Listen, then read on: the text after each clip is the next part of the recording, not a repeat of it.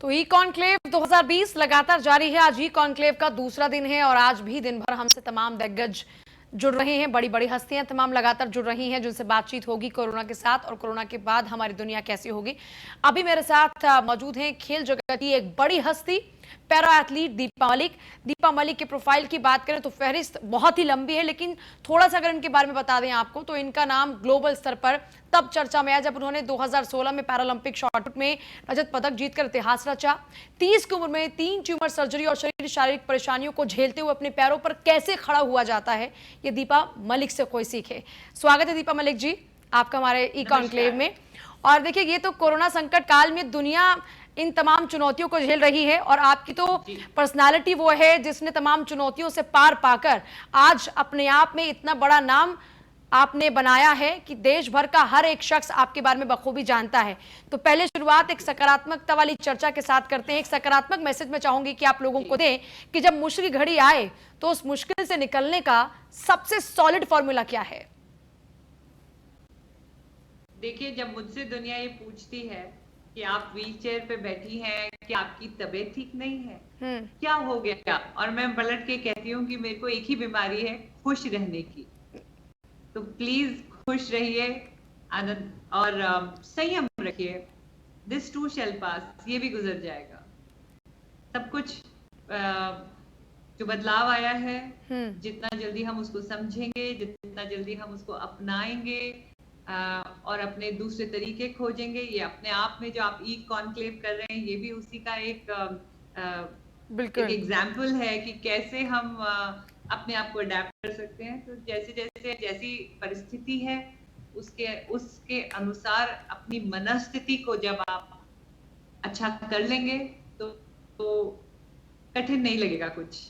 अच्छा, आपका टाइम कैसा गुजरा इस कोरोना संकट काल में? क्योंकि यूजुअली आप लोगों का सबका बाहर जाना होता रहा, आप भी टिस में रही होंगी, लेकिन अब इस कोरोना के संकट काल में लगभग 2 महीने सब लोगों को अपने घरों में कैद रहना पड़ा और एक स्पोर्ट्स पर्सन होने के नाते, एक एथलीट होने के नाते बस घर में रहना ये किसी के लिए भी बहुत टफ होता है। आपने कैसे वक्त गुजारा? देखिए, वैसे स्पोर्ट्स पर्सन होने के नाते आपको एक लॉकडाउन की आदत पड़ सी जाती है, क्योंकि एक ही रूटीन होता है, एक ही फोकस होता है, एक ट्रेनिंग का रिजीम होता है। मुझे याद है जब मैं अंतरराष्ट्रीय मेडलों की तैयारी कर रही थी, चाहे एशियन गेम्स हो चाहे पैरालंपिक का मेडल हो, वो अपने आप में एक सोशल रेक्लूज होना था। मतलब सबसे दूर, परिवार से दूर, आपका एक ही मकसद, एक ही ध्येय और एक ही रूटीन। तो आप कमरे से निकलो, खेलो, वापस आओ, आराम करो, फिर कमरे से निकलो, फिर थोड़ा सा खेलो, फिर वापस आराम करो। तो कहने का अर्थ है कि बीमारियों की वजह से, ऑपरेशन के चलते, पैरालिसिस होने के चलते, अस्पतालों में 4-4 महीने, 14-14 महीने रहने की कुछ आदत सी थी। तो मुझे लगता है कि जो जिंदगी का मेरा एक खिलाड़ी होने का या फिर एक पैरालाइज होने का जो सफर रहा, उसने मुझे लॉकडाउन में बड़े आराम से रहना तो सिखा दिया था। ये लॉकडाउन कुछ जिम्मेदारी भरा था, बिकॉज अब मेरे को नया प्रेसिडेंट बनाया गया था पैरालंपिक कमेटी ऑफ इंडिया का। तो सारे एथलीट्स के लिए मुझे I had to lead with example. जैसा स्वभाव मैं अपने एथलीट से चाह रही थी, जैसे सकारात्मकता मैं उनसे चाह रही थी, वैसी मुझे दर्शानी भी थी, क्योंकि केवल उनको सजेशन देना और खुद वो ना निभाना। और बहुत सालों से लगातार मैं 10 साल से ट्रेनिंग में हूँ और शुरुआती दिनों में मैं पैरालिसिस की वजह से बहुत ज्यादा सक्षम नहीं थी। खेल की वजह से मेरे हाथों में ताकत आई, मेरे शरीर में ताकत आई। तो दोनों बेटियों के साथ मैं लॉकडाउन में रही हूँ गुड़गांव में। तो ढेर सारा खाना बनाया, खाना बनाने की ड्यूटी मेरी थी। अच्छा। किसी भी महिला के लिए खाना बनाना बड़ी नॉर्मल सी बात है, लेकिन एक खिलाड़ी महिला के लिए जो सुबह सुबह घर से निकल जाती थी लगातार 10 सालों के लिए, तो उसके लिए ये बहुत अच्छा था कि बच्चियों को अपने हाथ से खाना बना के खिलाना। तो वो मेरे लिए एक बहुत नई चीज थी और बहुत अच्छा लगा, और ये जानकर अच्छा लगा कि अभी तक मेरे हाथों में वो खाना बनाने का जादू कायम है। और दूसरी चीज जो मैंने निजी स्तर पे करी, मैंने बहुत सारी किताबें पढ़ी जो मैंने नहीं पढ़ी थी, जो रखी रहती थी बस शेल्फ में एक डेकोरेटिव पीस की तरह। और मैथ्स के कुछ सवाल, मेरे को मैथ्स से बहुत डर लगता था। गणित मेरा एक वीक सब्जेक्ट रहा। तो मैंने ऑनलाइन 8वीं 9वीं 10वीं के सवाल मतलब सीखे इसे और कहते हैं कि जो लड़ना जानता है वो ऑफिस का कैसे काम घर से, हाँ हमेशा लड़ता है। मतलब आपने इसमें भी जो एक डर जी, था कि क्योंकि मेरा मैथ्स हमें को क्या, लेकर एक डर है, मैं वो मैथ्स का डर निकाल जी दूंगी, जी हमेशा मतलब जी, चुनौतियों से जूझना आपने सीखा है हमेशा से। एक नया प्रोग्राम हमने लॉन्च किया, जो वेबिनार्स हमने लॉन्च किए स्पोर्ट्स अथॉरिटी ऑफ इंडिया के साथ मिलके, पैरा स्पोर्ट्स के लिए, जो दिव्यांग खेल हैं, पैरालंपिक स्पोर्ट है, उसके लिए पहली बार एक एजुकेशनल कैप्सूल तैयार हुआ। और उसमें हमने दिव्यांग खिलाड़ियों के अलग अलग खेलों के बारे में, उनकी मेडिकल क्लासिफिकेशन के बारे में, उनकी डाइट के बारे में, उनकी फिजियोथेरेपी के बारे में, उनकी इंजरी मैनेजमेंट, बॉडी मैनेजमेंट, तो उन सब के ऊपर मैंने एक वेबिनार होस्ट किया। तो वो भी मुझे बहुत अच्छा लगा कि ये पहली बार ऐसा हुआ। और अब जो उसकी वीडियोस हैं वो एक रेफरेंस पॉइंट बन के पहली बार हिंदी में बाहर आई हैं हमारे वेबसाइट पे। तो वो भी बहुत अच्छा काम हुआ, जो शायद ये नहीं होता तो शायद हम नहीं सोचते या नहीं होता। मतलब तो अभी एक तक अपने लिए बहुत लड़ रहे थे, बेहतरीन लेकिन अब अपने शुरुआत, एक संघर्ष को नया लोगों के तरीका साथ मिला साझा अपने करके खिलाड़ियों से बात करने उनके का लिए भी घर आप बैठे। एक प्रेरणा स्रोत बनने का काम कर पाई हैं, और लॉकडाउन में ये आपने एक बहुत अच्छा काम किया है। दूसरा, एक मातृत्व को जो एक महसूस और भी, करना फिर से, हाँ वो जी, एक बहुत अच्छी वो बात बहुत होती अच्छा।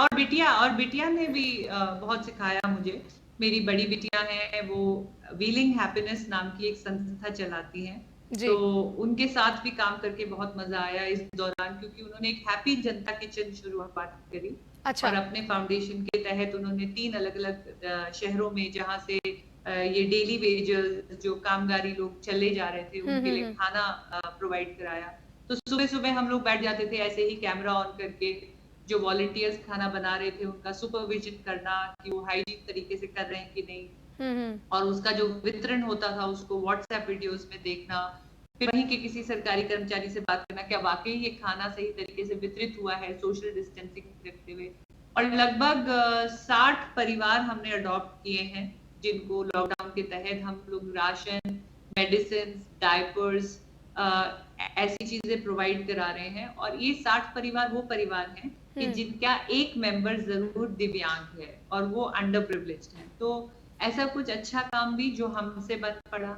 और मैंने अपनी जो भी मोटिवेशनल स्पीकरशिप से जो फीस आई मुझे, चाहे वो वेबिनार की थी या 8 मार्च महिला दिवस था, उस फरवरी अंत में और मार्च के चलते जितने जी। भी दिन कार्य रहा, और जो भी मैंने मोटिवेशनल स्पीकिंग के वो किए, तो पीएम केयर से पहले ही लगभग 5,70,000 रुपए में प्राइम मिनिस्टर रिलीफ फंड जी। में ऑलरेडी अच्छा डोनेट कर दीपा चुकी जी, ये थी। तो निजी जिंदगी की बात हुई, अब खेलों पर जी, इसका कितना असर देख रही हैं?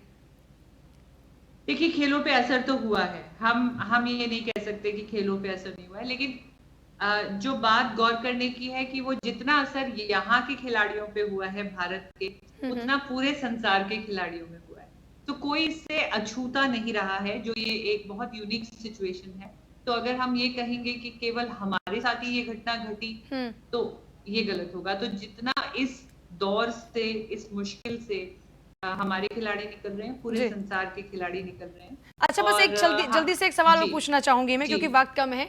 आमतौर पर जी ग्राउंड पर आप लोग खेलते हैं और जो हम जैसे लोग होते हैं मोबाइल फोन्स पर खेलते हैं, तो इस बार आप लोग भी मोबाइल फोन पर गेम्स खेल रहे थे क्या?